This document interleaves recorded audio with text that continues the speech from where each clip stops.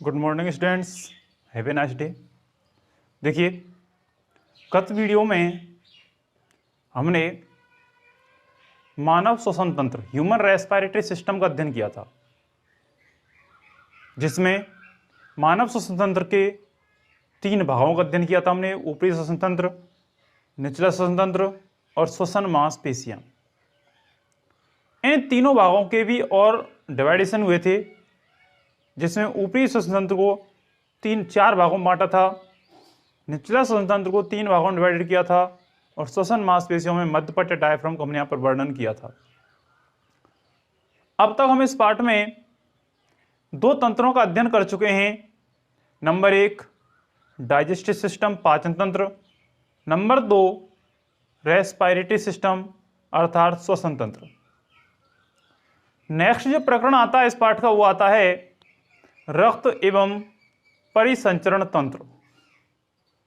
इसमें हम रक्त, ब्लड और हृदय, हार्ट के बारे में वर्णन पढ़ेंगे। रक्त के प्रकार, हृदय की संरचना और हृदय की कार्यविधि का हम यहां पर वर्णन करेंगे आज की इस वीडियो में। सभी बच्चे ध्यान से पढ़ेंगे, अच्छा चैप्टर है। तो सबसे पहले हम रक्त के बारे में कुछ जर्नल टॉपिक्स या जर्नल बातें करते हैं कि देखिए, रक्त जिसे अपन इंग्लिश में ब्लड कहते हैं, रक्त एक तरल संयोजी ऊतक होता है। रक्त कैसा ऊतक है बेटाओ? तरल संयोजी ऊतक होता है। यह रक्त मानव में, पशुओं में विभिन्न प्रकार के पोषक पदार्थों, ऑक्सीजन, कार्बन डाइऑक्साइड गैस एवं अन्य उत्सर्जित पदार्थों के परिवहन में सहायक होता है। आवश्यक पदार्थों को अंगों तक पहुंचाने कार्य करता है। साथ में ही अनेक प्रकार के उत्सर्जित पदार्थों को शरीर के अंगों से लाकर के बाहर त्यागने का कार्य करवाता है। रक्त जो होता है, इसकी प्रकृति हल्की क्षारीय होती है। हल्की क्षारीय होती है। रक्त का पीएच मान 7.4 होता है। रक्त का जो पीएच मान होता है, कितना होता है? 7.4 होता है। इस रक्त का निर्माण लाल अस्थिमज्जा में होता है। रक्त का निर्माण हमारे शरीर में लाल अस्थिमज्जा में होता है, जबकि बच्चे जो होते हैं उन बच्चों में इसका निर्माण पिलिया में होता है। यानी जो बड़े होते हैं उनमें तो होता है लाल अस्थिमज्जा में, और जो छोटे बच्चे होते हैं उन बच्चों में इसका निर्माण कहाँ होता है? पिलिया में होता है। रक्त तरल संयोजी ऊतक होता है, लाल रंग का होता है। इसकी प्रकृति हल्की क्षारीय होती है। रक्त का पीएच मान 7.4 होता है। वयस्कों में या बड़ों में इसका निर्माण लाल अस्थिमज्जा में होता है, जबकि बच्चों में इसका निर्माण कहाँ होता है? पिलिया में होता है। बात करें अपन रक्त के बारे में कि रक्त के कितने प्रकार होते हैं या रक्त के कितने भाग होते हैं, तो मैं आपके लिए सारणी के रूप में चार्ट बनाकर यहां पर समझा रहा हूं, अच्छा समझ में आएगा आपके में। देखिए, रक्त के मुख्य रूप से 2 पार्ट्स होते हैं, 2 भाग होते हैं रक्त के। एक भाग होता है इसका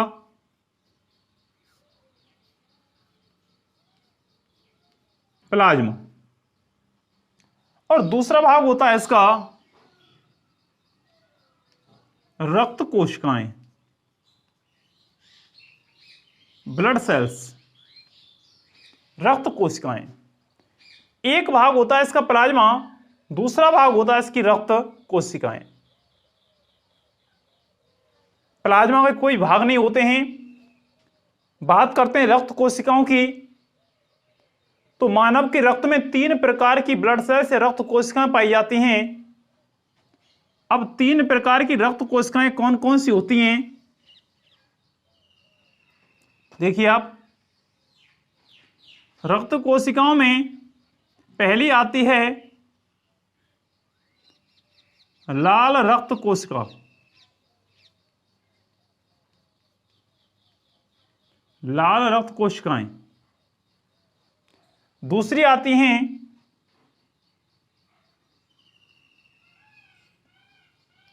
श्वेत रक्त कोशिकाएं या श्वेत रक्त कणिकाएं।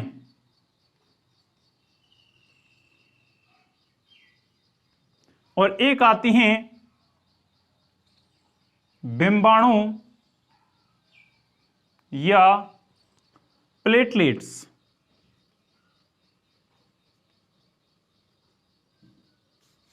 बिंबाणु या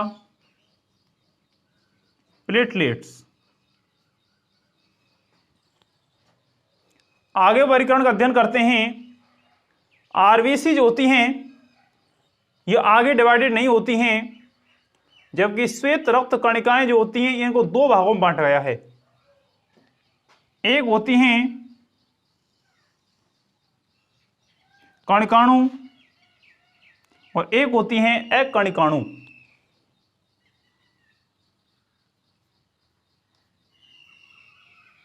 कणिकाणु श्वेत रक्त कणिकाएं और एक होती हैं अकणिकाणु श्वेत रक्त कणिकाएं।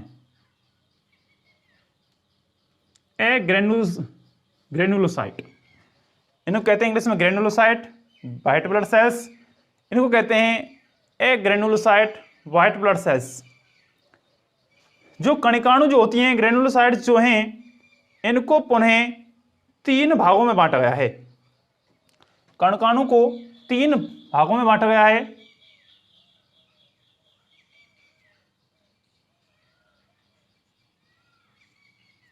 और उसी प्रकार से अकणिकाणु को दो भागों में बांटा गया है।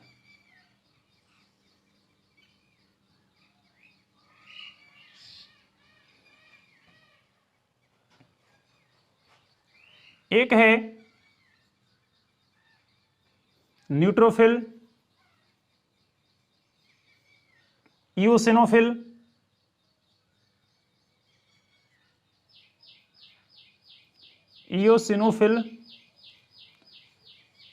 और एक है बेसोफिल।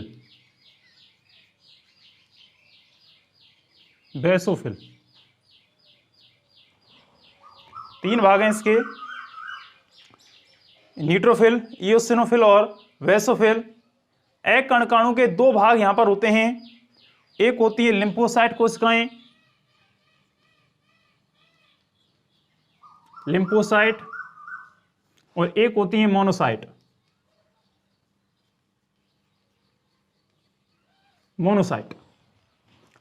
एक होती है लिम्फोसाइट और एक होती हैं मोनोसाइट। लिम्फोसाइट जो कोशिकाएं हैं इन्हें पुनः तीन भागों में बांटा गया है। इसके तीन भाग कौन कौन से हैं देखें।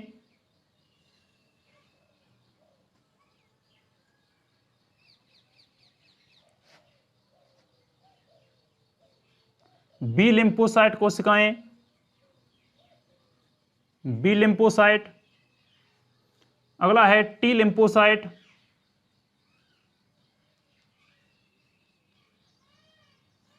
T lymphocyte.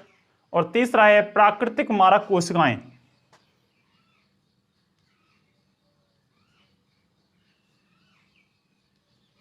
प्राकृतिक मारक कोशिकाएं, नेचुरल किलर सेल्स। एक बार उन्हें दोबारा से देखें आप शुरुआत से। रक्त के दो मुख्य भाग होते हैं। पहला होता है प्लाज्मा, दूसरा होता है रक्त कोशिकाएं या ब्लड सेल्स। रक्त कोशिकाओं को पुनः दो भागों में बांटा गया है, लाल रक्त कोशिकाएं, श्वेत रक्त कोशिकाएं, बिंबाणु या प्लेटलेट्स। तीन भाग हैं इसके। श्वेत रक्त कणिकाओं को पुनः दो भागों में डिवाइड किया गया है, कणिकाणु और अकणिकाणु। कणिकाणु जो श्वेत रक्त कणिकाएं इन्हें पुनः तीन भागों में बांटा गया है। तीन उदाहरण हैं इसके, न्यूट्रोफिल्स, इओसिनोफिल और बेसोफिल। ये तीनों प्रकार की कोशिकाएं कैसी हैं? कणिकाणु हैं। अकणिकाणु को दो भागों में बांटा गया है, लिम्फोसाइट और मोनोसाइट। लिम्फोसाइट कोशिकाओं को पुनः तीन भागों में बांटा गया है, बी लिम्फोसाइट, टी लिम्फोसाइट और प्राकृतिक मारक कोशिकाएं। अब यहां पर हम इनका अध्ययन करते हैं। देखिए, सबसे पहले बात आती है प्लाज्मा की। प्लाज्मा की जहां तक बात करें तो प्लाज्मा रक्त का लगभग 55% भाग बनाता है। प्लाज्मा रक्त का तरल भाग होता है, प्लाज्मा रक्त का तरल भाग होता है। इसके अंतर्गत लगभग 92% जल होता है। प्लाज्मा में लगभग 92% जल और लगभग 8% कार्बनिक और अन्य अकार्बनिक पदार्थ पाए जाते हैं।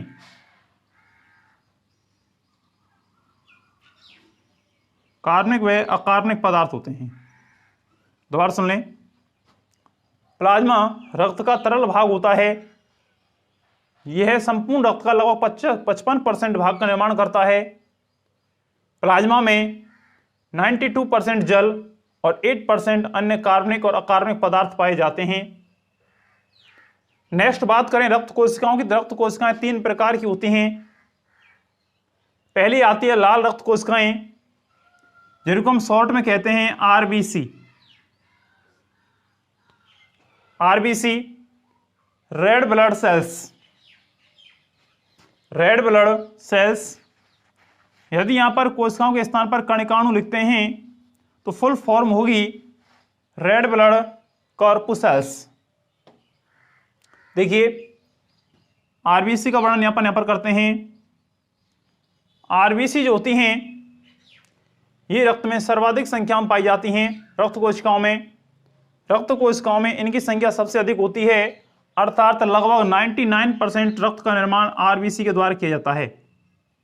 लगभग 99% भाग आरबीसी के द्वारा बनाया जाता है। इन कोशिकाओं में आरबीसी जो होती हैं, इन कोशिकाओं में एक वर्णक पाया जाता है और उस वर्णक का नाम होता है हीमोग्लोबिन।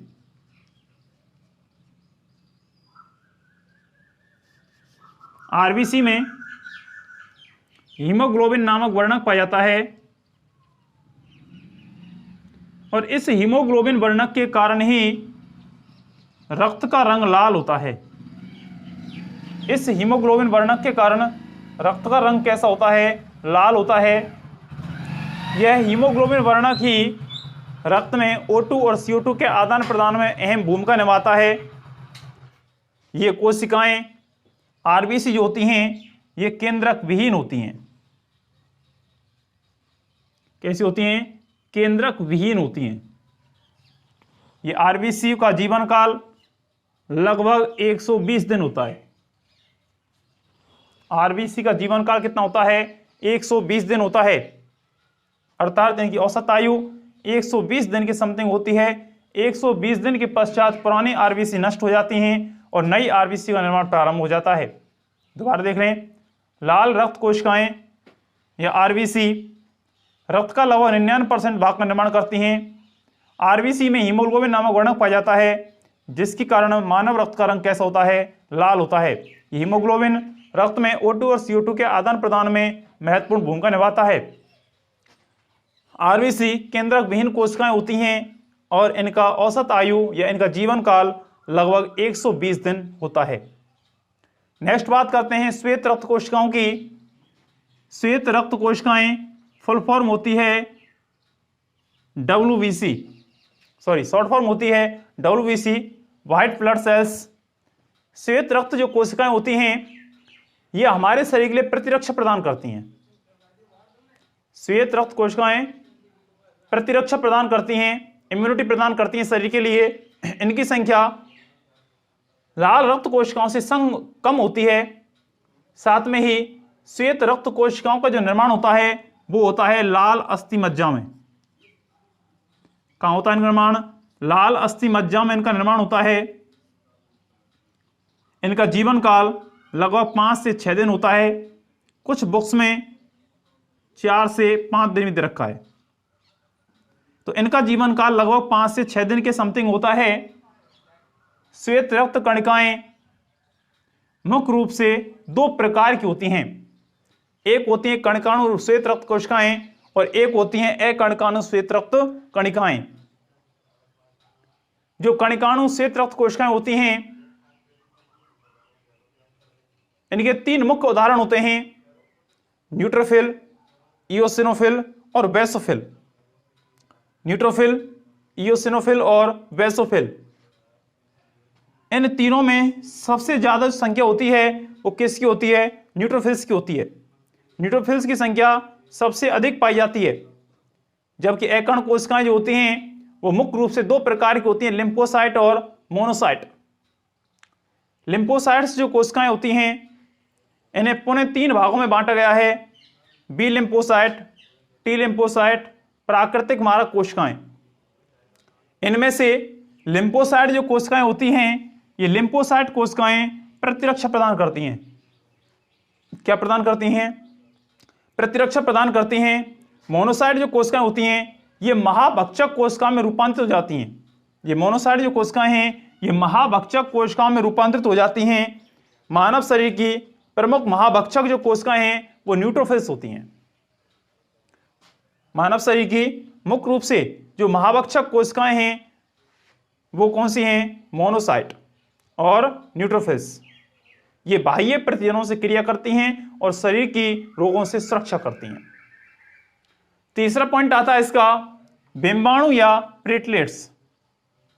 देखिए, बिंबाणु या प्लेटलेट्स, इन बिंबाणु या प्लेटलेट्स को थ्रोम्बोसाइट्स से कहते हैं। इनका जीवन काल लगभग 10 दिन होता है। जीवन काल कितना होता है इनका? लगभग 10 दिन होता है। ये केंद्रक विहीन कोशिकाएं होती हैं। बिंबाणु या प्लेटलेट्स केंद्रक विहीन कोशिकाएं होती हैं तथा इनका मुख्य कार्य हमारे शरीर में रक्त के थक्का जमाने का होता है। जब भी हमारे शरीर में कोई चोट लग जाती है, एब्रल रक्त बहता है, उस समय उस रक्त का थक्का बनाने का कार्य जो होता है वो किसका होता है? बिंबाणु या प्लेटलेट्स का होता है। बात आती है यहां पर रक्त के कार्यों की, कि रक्त के कार्य क्या हैं। तो देखिए, रक्त के मुख्य कार्यों की जहां तक बात करें तो सबसे पहला कार्य जो आपके लिए पहले भी एक्सप्लेन कर चुका हूं, पहला कार्य है O2 और CO2 का आदान प्रदान करना। पहला कार्य कौन सा निकल के आता है यहां पर? O2 और CO2 का आदान प्रदान करना, अर्थात ऑक्सीजन को शरीर के ऊतक और अंगों तक पहुंचाना तथा कार्बन डाइऑक्साइड गैस को वहां से वापस लेकर आना। तो पहला कार्य होता है इनका O2 और CO2 के स्थानांतरण का या परिवहन का कार्य। दूसरा कार्य होता है रक्त का पोषक तत्वों को शरीर के विभिन्न अंगों तक पहुंचाने का। पोषक तत्वों को शरीर के विभिन्न अंगों तक पहुंचाने का कार्य जो होता है वो किसका होता है? रक्त का होता है। तीसरा है शरीर का ताप नियंत्रण करना। शरीर के ताप को अधिक होने से और ज्यादा कम होने से रोकने का कार्य भी कौन करता है? रक्त करता है। नेक्स्ट कार्य होता है विभिन्न प्रकार के उत्सर्जी पदार्थों के परिवहन का कार्य भी कौन करता है? रक्त करता है। हार्मोन्स एवं अन्य आवश्यक पदार्थों के परिवहन का कार्य भी रक्त के द्वारा किया जाता है और शरीर को प्रतिरक्षा प्रदान करने का कार्य भी रक्त करता है। दोबारा सुन लें, नंबर 1 ऑक्सीजन और कार्बन डाइऑक्साइड गैस के परिवहन का कार्य करता है। नंबर 2 अनेक प्रकार के पोषक पदार्थों को शरीर के अंगों तक पहुंचाने का कार्य करता है। नंबर 3 प्रतिरक्षा प्रदान करने का कार्य करता है। नंबर 4 हार्मोन्स एवं अन्य आवश्यक पदार्थों को शरीर के विभिन्न अंगों तक पहुंचाने का कार्य करता है। और नेक्स्ट है शरीर के ताप नियंत्रण का कार्य भी इसके द्वारा किया जाता है। अब बात आती है इस पाठ की अगली, कि रक्त के प्रकार। रक्त के प्रकार देखिए, रक्त में मैंने आपके लिए अभी पढ़ाया था कि आरबीसी पाई जाती हैं। रक्त में आरबीसी पाई जाती हैं, लाल रक्त कोशिकाएं पाई जाती हैं और इन लाल रक्त कोशिकाओं पर या आरबीसी पर 2 एंटीजन पाए जाते हैं। एक तो एंटीजन होता है ए और एक होता है एंटीजन बी। मानव रक्त में आरबीसी पाई जाती है और आरबीसी पर 2 एंटीजन उपस्थित होते हैं, एंटीजन ए और एंटीजन बी। एंटीजन ए और एंटीजन बी की उपस्थिति के आधार पर मानव रक्त को 4 भागों में बांटा जाता है। कितने भागों में बांटा जाता है? 4 भागों में बांटा गया है, या इसके 4 वर्ग बनाए गए हैं। पहला वर्ग है ब्लड ग्रुप ए, दूसरा है ब्लड ग्रुप बी, अगला है ब्लड ग्रुप ए बी, और एक है ब्लड ग्रुप ओ। मानव रक्त के 4 वर्ग बनाए गए, blood group A, blood group B, blood group A B और ओ। इनका वर्गीकरण कार्ल लैंडस्टीनर नामक वैज्ञानिक ने किया था। रुधिर वर्ग की जो खोज की थी वो किसने की थी? कार्ल लैंडस्टीनर नामक वैज्ञानिक ने की थी। अब बात यह आती है कि इन रुधिर वर्गों का या रुधिर के प्रकारों का इन एंटीजन से क्या संबंध होता है। देखिए संबंध क्या होता है कि रुधिर वर्ग जो ए होता है,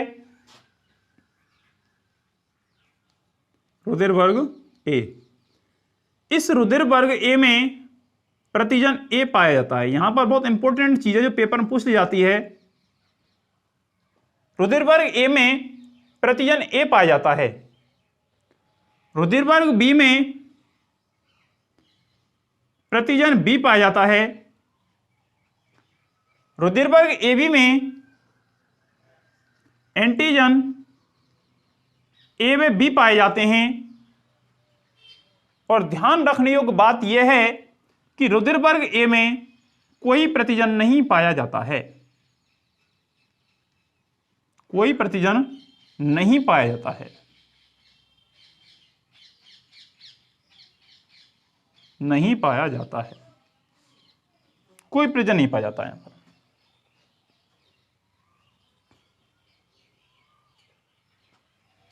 तो इस प्रकार के वर्गीकरण को एबीओ रक्त समूहीकरण कहा जाता है। अब आपकी बुक में यहां पर इस पाठ में दिया नहीं गया, लेकिन मैं आपके लिए बता दूं, जिस प्रकार से रुधिर वर्ग में प्रतिजन पाए जाते हैं उसी प्रकार से प्रतिरक्षी भी पाए जाते हैं, एंटीबॉडी पाई जाती है। किस रुधिर वर्ग पर कौन सी एंटीबॉडी पाई जाती है आप सुन लें, यहां पर अगले पाठ में आएंगे आपके 4 लेसन में। रुधिर वर्ग ए में बी प्रतिरक्षी पाई जाती है, रुधिर वर्ग बी में ए प्रतिरक्षी पाई जाती है, ए बी में कोई एंटीबॉडी या प्रतिरक्षी नहीं पाई जाती है, जबकि ओ में ए व बी दोनों प्रतिरक्षी उपस्थित होती हैं। एक सबसे महत्वपूर्ण 1 नंबर का सवाल जो आता है, 1 नंबर का जो प्रश्न आता है वो ये आता है कि सर्वग्राही रुधिर वर्ग कौन सा है और सर्वदाता रुधिर वर्ग कौन सा है। तो मैं आपके लिए बता दूं कि सर्वग्राही जो रुधिर वर्ग है वो होता है ए बी। ये ए बी जो रुधिर वर्ग होता है ये सभी रुधिर वर्ग वालों से रक्त ले सकता है, इसलिए इसको कहते हैं सर्वग्राही रुधिर वर्ग। जबकि ओ जो रुधिर वर्ग है ये सर्वदाता कहलाता है, ये सभी के लिए रुधिर दे सकता है, चाहे उसका ब्लड ग्रुप ए हो, चाहे बी हो, चाहे ए बी हो, चाहे ओ हो, लेकिन ले नहीं सकता है, लेगा केवल किससे? ओ वाले से। इसलिए ए भी सर्वग्राही रुधिर वर्ग, ओ सर्वदाता रुधिर वर्ग होता है। अब आगे बात करते हैं कि चलो आरबीसी पर ए और बी दोनों एंटीजन्स पाई जाती हैं। इस आरबीसी पर ए और बी एंटीजन के अलावा एक प्रतिजन और पाया जाता है जिसे हम आर एच कारक कहते हैं, आर एच फैक्टर कहते हैं। आरबीसी पर एंटीजन ए और एंटीजन बी के अलावा एक प्रतिजन और पाया जाता है जिसे अपन क्या कहते हैं? आर एच कारक कहते हैं। जिन व्यक्तियों में आर एच कारक पाया जाता है या जिन व्यक्तियों के आरबीसी पर आर एच कारक उपस्थित होता है उन्हें आर एच पॉजिटिव कहते हैं या आर एच धनात्मक कहते हैं। और जिन व्यक्तियों की आरबीसी पर आर एच नहीं पाया जाता है उन्हें हम कहते हैं आर एच नेगेटिव या आर एच ऋणात्मक, आर एच ऋणात्मक कहा जाता है। विश्व में लगभग 85%, देखिए बुक में अंतर है आपके में, आपके इस पाठ में दिया गया है 80% और नेक्स्ट लेसन 4 में आपके में दिया गया है 85%। तो विश्व में लगभग 80 से 85% लोग ऐसे होते हैं जो आर एच धनात्मक होते हैं। कैसे होते हैं? आर एच धनात्मक लोग होते हैं। यह बात तो ये अपनी ब्लड के बारे में। नेक्स्ट पॉइंट आता है इसमें रक्त परिसंचरण, ब्लड सर्कुलेशन। देखिए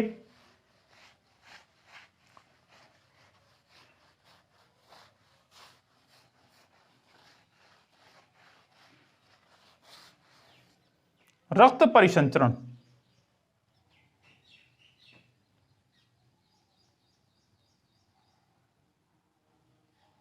ब्लड सर्कुलेशन।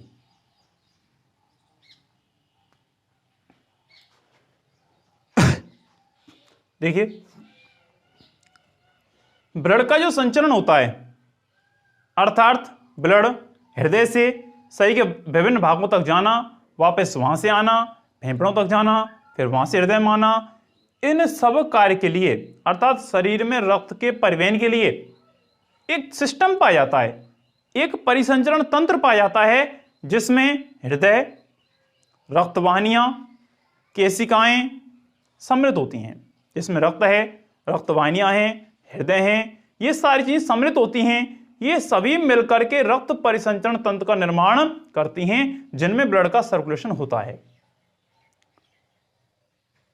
रक्त हृदय और जो वाहिनियां जो होती हैं, रक्त वाहिनियां जो होती हैं, इनके अलावा एक तंत्र और पाया जाता है रक्त के अलावा शरीर में, जो होता है जो होता है लसिका तंत्र। लसिका, रक्त के अलावा शरीर में लसिका भी पाया जाता है, एक द्रव्य पाया जाता है, इसे अपन लसिका कहते हैं, लिम्फ कहते हैं। इस लिम्फ के सर्कुलेशन के लिए या परिवहन के लिए लसिका तंत्र शरीर में पाया जाता है। यह लसिका एक विशिष्ट तंत्र के द्वारा गमन करता है, और यह लसिका जो तंत्र होता है यह खुले प्रकार होता है, खुला परिसंचरण तंत्र होता है। जबकि बात करें हम रक्त परिसंचरण की, तो यह बंद प्रकार का होता है। मानव में बंद रक्त परिसंचरण तंत्र पाया जाता है। यह रक्त परिसंचरण तंत्र विभिन्न प्रकार के आवश्यक पदार्थों को, पोषक पदार्थों को शरीर के विभिन्न भागों तक पहुंचाना और उत्सर्जित पदार्थों को वहां से वापस लाने का कार्य करता है परिसंचरण तंत्र। ध्यान रखें, मानव में बंद परिसंचरण तंत्र पाया जाता है। रक्त परिसंचरण तंत्र जो होता है वो कैसा होता है, बंद, जबकि लसिका तंत्र कैसा होता है, खुले प्रकार का होता है। मुख्य जो पॉइंट आता है इसमें वो आता है हृदय, क्योंकि रक्त परिसंचरण तंत्र का जो मुख्य जो केंद्र बिंदु होता है वो होता है हृदय, हार्ट।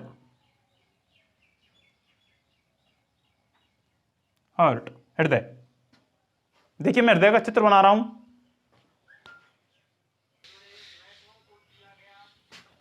देखिए स्टूडेंट्स, टॉपिक है मानव हृदय।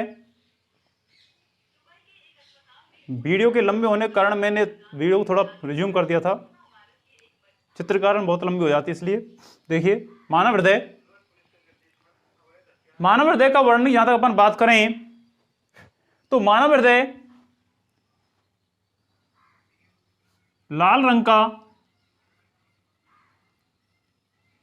बंद मुट्ठी के आकार की संरचना का होता है। बंद मुट्ठी के आकार की संरचना होती है। मानव हृदय महासल पेशी अंग होता है। इस मानव हृदय के बाहर की तरफ दोहरी झिल्ली से घिरा हुआ एक आवरण पाया जाता है, जिसे हम कहते हैं हृदय आवरण। मानव हृदय के चारों ओर दोहरी झिल्ली से घिरा हुआ एक आवरण पाया जाता है, जिसे हम कहते हैं हृदय आवरण। इसके अंतर्गत एक द्रव पदार्थ भरा होता है, तरल पदार्थ भरा होता है, जिसे हम कहते हैं हृदयावर्णी द्रव। हृदयावर्णी द्रव कहा जाता है। यह द्रव पदार्थ मानव हृदय की बाह्य आघातों से सुरक्षा करता है।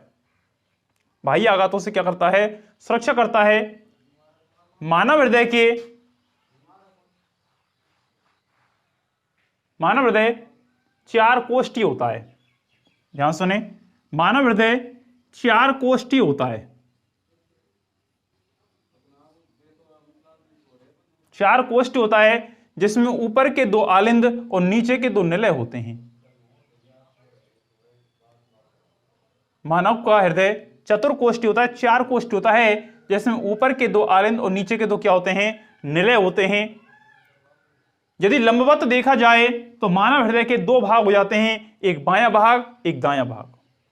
यदि लंबवत रूप से इस तरीके से देखते हैं तो एक बायां भाग होता है, एक दायां भाग होता है। अब ये बाएं भाग और दाएं भाग भी दो भागों में बटे होते हैं, ऊपर के छोटे भाग आलिंद और नीचे के बड़े भाग निलय। बाईं तरफ का बायां आलिंद बायां निलय और दाईं ओर के दायां आलिंद और दायां निलय होता है। दायां आलिंद और दायां निलय के मध्य त्रिवलनी कपाट पाए जाते हैं। ये रहे, ध्यान से देखें, दाएं आलिंद और दाएं निलय के मध्य में त्रिवलनी कपाट पाए जाते हैं, जबकि बाएं आलिंद और बाएं निलय के मध्य में द्विवलनी कपाट होते हैं। दाएं आलिंद और दाएं निलय के बीच में त्रिवलनी कपाट पाए जाते हैं, जबकि बाएं आलिंद और बाएं निलय के मध्य में द्विवलनी कपाट पाए जाते हैं। ये द्विवलनी और त्रिवलनी जो कपाट होते हैं ये रक्त को विपरीत दिशा में जाने से रोकते हैं, अर्थात रक्त को वापस आलिंद में जाने से रोकते हैं। दोनों आलिंद, बाएं आलिंद और बायां निलय, बायां आलिंद और दायां आलिंद और दायां निलय और बायां निलय, ये भी परस्पर एक दूसरे कपाट के द्वारा अलग अलग होते हैं। जहां तक बात करें दोनों आलिंदों की, तो दोनों आलिंद अंतर आलिंदीय पट के द्वारा एक दूसरे से अलग अलग होते हैं। अंतर आलिंदीय पट के द्वारा एक दूसरे अलग अलग होते हैं। उसी प्रकार से दोनों निलय, दाएं निलय और बायां निलय भी अंतर निलय पट के द्वारा एक दूसरे से पृथक पृथक होते हैं। मानव हृदय लयबद्ध रूप से संकुचन और शीतलन की प्रक्रियाएं करता है। एक प्रश्न बन जाता है कई बार क्रियाविधि पूछने के लिए कि मानव का हृदय एक पंप की तरह कार्य करता है, कैसे? मानव का हृदय एक पंप की तरह कार्य करता है, कैसे? तो वहां पर हम कार्यविधि का वर्णन करते हैं हृदय की। तो मैं आपके लिए बता दूं कि मानव हृदय लयबद्ध रूप से संकुचन और शीतलन की प्रक्रिया करता है, अर्थात मानव हृदय लगातार रूप से शरीर के विभिन्न भागों तक रक्त को पहुंचाता है और रक्त के विभिन्न भागों से अशुद्ध रक्त को वापस हृदय में लाकर के छोड़ा जाता है। यह कार्य लयबद्ध रूप से या लगातार रूप से चलता हुआ रहता है, क्योंकि मानव हृदय से अनेक महाशिरा, महाधमनी, फुफ्फुस धमनी, फुफ्फुस शिराएं जुड़ी हुई रहती हैं। मानव हृदय से महाशिरा, महाधमनी, फुफ्फुस धमनी, फुफ्फुस शिराएं जुड़ी रहती हैं, जो शुद्ध रक्त और अशुद्ध रक्त को लाने और ले जाने का कार्य करती रहती हैं। अब क्रियाविधि किस प्रकार से चलती है कि शरीर के समस्त भागों में अशुद्ध हुआ जो रक्त होता है वो अशुद्ध रक्त महाशिरा के द्वारा दाएं आलिंद में लाकर के छोड़ दिया जाता है। क्रियाविधि को ध्यान से सुने आप। शरीर के विभिन्न अंगों से प्राप्त अशुद्ध रक्त को महाशिरा के द्वारा दाएं आलिंद में लाकर के छोड़ दिया जाता है। जब दायां आलिंद भर जाता है तो ये त्रिवलनी कपाट खुल जाते हैं और त्रिवलनी कपाट के खुलने पर यह अशुद्ध रक्त दाएं निलय में आ जाता है। दाएं निलय से इस रक्त को फेफड़ों तक पहुंचा दिया जाता है। फेफड़ों में फेफड़े जो होते हैं वहां पर कूपिकाओं में O2 और CO2 का आदान प्रदान होता है। मैंने आपके पिछली वीडियो में बताया था, पिछली वीडियो में मैंने आपको पढ़ाई थी मानव श्वसन तंत्र की। वहां पर मैंने श्वसन तंत्र का आपके लिए वर्णन किया था और वहां पर मैंने आपको बताया था श्वसन तंत्र में कि श्वसन तंत्र में श्वसनिकाएं जो होती हैं आगे चल करके वृक्षनुमा संरचना का निर्माण करती हैं, कपनुमा संरचनाएं बनाती हैं, जिन्हें हम कूपिकाएं कहते हैं, और कूपिकाओं में ही O2 और CO2 का आदान प्रदान होता है। तो वहां पर क्या होता है कि जब ये अशुद्ध रक्त महाशिरा इसके दाएं निलय से और पहुंचता है तो पहुंचने पर वहां पर O2 प्रवेश कर जाती है रक्त में विसरण प्रक्रिया द्वारा और CO2 बाहर निकल जाती है, जिससे रक्त शुद्ध हो जाता है। फिर शुद्ध होने के पश्चात उस रक्त को वापस फुफ्फुस शिरा के द्वारा बाएं आलिंद में लाकर के छोड़ दिया जाता है। जब वहां पर शुद्ध रक्त हो जाता है तो रक्त के शुद्ध होने के पश्चात फुफ्फुस शिरा के माध्यम से उस रक्त को बाएं आलिंद में लाकर के छोड़ दिया जाता है। बाएं आलिंद के भर जाने के पश्चात यहां से रक्त को द्विवलनी कपाट खुल जाते हैं और द्विवलनी कपाट के खुलने पर ही रक्त दाएं निलय में आ जाता है और दाएं निलय से फिर इस रक्त को महाधमनी के द्वारा शरीर के विभिन्न भागों तक पहुंचा दिया जाता है। शरीर में पहुंचने के पश्चात, शरीर के ऊतक और अंगों तक पहुंचने के पश्चात वहां पर फिर दोबारा से इसमें CO2 गैस मिल जाती है। फिर दोबारा से इसको महाशिरा के द्वारा लाया जाता है और यहां पर ला करके छोड़ दिया जाता है। इस प्रकार से यह प्रक्रम चलता रहता है। जिस समय हृदय संकुचन करता है, संकुचन होते ही हृदय से रक्त पंप हो जाता है और शिथिलन की अवस्था में आ जाता है हृदय। इस प्रकार से मानव के हृदय में रक्त 2 बार आता है, एक बार अशुद्ध रक्त आता है, फिर दोबारा शुद्ध रक्त आता है। तो इसलिए मानव में रक्त परिसंचरण तंत्र पाया जाता है, अर्थात दोहरा रक्त परिसंचरण तंत्र पाया जाता है। एक बार दोबारा सुने आप शुरू से। मानव हृदय लाल रंग का मांसल बंद मुट्ठी के आकार की संरचना होती है। मानव हृदय दोहरी भित्ति युक्त झिल्लीनुमा आवरण के द्वारा घिरा होता है, जिसे हम हृदय आवरण कहते हैं। इस हृदय आवरण के अंतर्गत एक तरल पदार्थ भरा होता है, जिसे हम हृदयवर्णी द्रव कहते हैं। यह हृदयवर्णी द्रव मानव हृदय की बाह्य आघातों से सुरक्षा करता है। मानव हृदय को देखने पर, लंबवत देखने पर, यह 2 भागों में विभक्त नजर आता है, बायां भाग और दायां भाग। इस बाएं भाग और दाएं भाग को भी यदि अपन देखें तो इसमें ऊपर के भाग आलिंद और नीचे के भाग निलय होते हैं, अर्थात मानव हृदय चतुर्कोष्ठी होता है, 4 कोष्ठी होता है। ऊपर के 2 आलिंद और नीचे के 2 निलय होते हैं। यदि लंबवत देखते हैं 2 भाग नजर आते हैं, बाएं और दाएं भाग, लेकिन यदि इसके सामने से देखते हैं तो इसके 4 भाग नजर आते हैं, दायां आलिंद, बायां आलिंद, दायां निलय, बाएं निलय, अर्थात मानव से कितने कोष्ठी हो गया? 4 कोष्ठी होता है। अब बात करें कि मानव के हृदय में दाएं आलिंद और दाएं निलय जो होता है, इनके बीच में त्रिवलनी कपाट पाए जाते हैं, जबकि मानव के बाएं आलिंद और बाएं निलय के मध्य में द्विवलनी कपाट पाए जाते हैं। ये कपाट मानव हृदय में रक्त को विपरीत दिशा में जाने से रोकते हैं। इसी प्रकार से दाएं आलिंद, बाएं आलिंद और दाएं निलय और बाएं निलय ये परस्पर अंतर आलिंदीय पट और अंतर निलयी पट के द्वारा एक दूसरे से पृथक रहते हैं। बात करें क्रिया विधि की, तो मानव का हृदय जो होता है ये शुद्ध रक्त को शरीर के अंगों तक पहुंचाता है और वहां से अशुद्ध रक्त को वापस हृदय में लाकर इकट्ठा होता है। इसमें मानव के हृदय में लयबद्ध रूप से संकुचन और शिथिलन की प्रक्रिया होती है, जिससे रक्त शरीर के विभिन्न भागों तक पहुंचता है और वापस इसमें आता है। शरीर के विभिन्न अंगों में अशुद्ध रक्त, शरीर के विभिन्न अंगों में जो रक्त अशुद्ध हो जाता है, उस अशुद्ध रक्त को महासरा के द्वारा दाएं आलिंद में लाकर के छोड़ दिया जाता है। इस दाएं आलिंद के भर जाने के पश्चात त्रिवलनी कपाट खुल जाते हैं और खुल करके ये रक्त कहाँ जाता है? निलय में आ जाता है, दाएं निलय में आ जाता है। दाएं निलय से इस रक्त को फुफ्फुस धमनी के द्वारा फेफड़ों तक पहुंचाया जाता है। वहां पर कूपिकाओं में O2 और CO2 का आदान प्रदान होता है और रक्त वहां पर शुद्ध हो जाता है। रक्त के शुद्ध होने के पश्चात उस रक्त को फुफ्फुस सरा के माध्यम से बाएं आलिंद में लाकर के छोड़ा जाता है।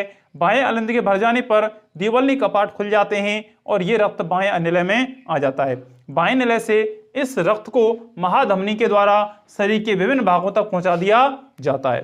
महाधमनी के द्वारा शरीर के विभिन्न भागों तक पहुंचा दिया जाता है। इस प्रकार से मानव के हृदय में एक चक्र में हृदय में रक्त 2 बार आता है, इसलिए मानव में रक्त परिसंचरण तंत्र दोहरा रक्त परिसंचरण तंत्र होता है, अर्थात एक बार अशुद्ध रक्त आता है, दूसरी बार में शुद्ध रक्त आता है। इस प्रकार से मानव की जो पेशियों की जो क्रिया होती है उसको पेस मेकर के द्वारा नियंत्रित किया जाता है। ध्यान रखें, मानव के हृदय की जो गति होती है उसको पेस मेकर द्वारा नियंत्रित करते हैं।